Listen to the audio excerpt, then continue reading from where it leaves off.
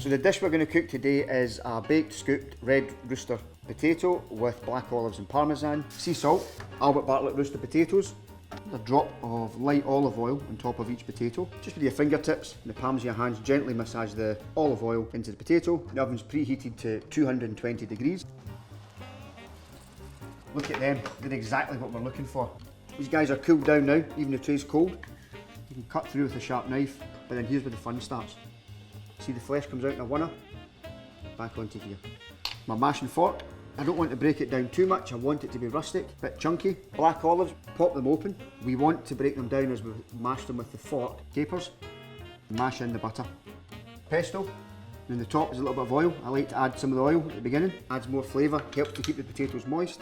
And then we add a couple of tablespoons of pesto. Parma ham goes in last, and it goes in from the fridge as well. I like to roll it up, it's easier to snip.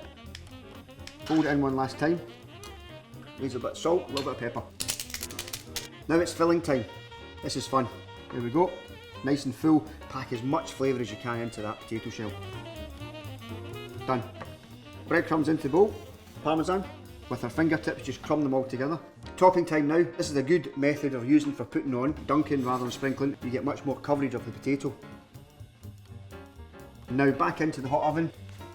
Okay, bingo, 8 minutes up. Let's have a look, see what we got. Pesto, Parma ham, stuffed roosters, done. They look great. Top of the class.